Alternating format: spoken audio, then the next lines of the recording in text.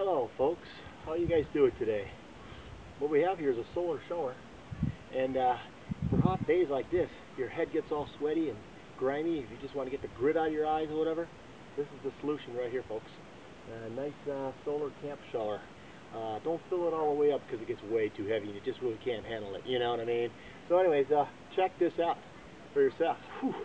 It's a stoker today, folks. Whew. Geez, nice and warm too.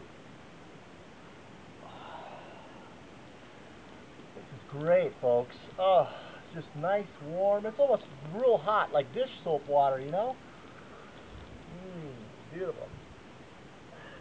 So, folks, there you have it. You got a nice wet head to go. We're ready to go take some pictures. See you later. Bye.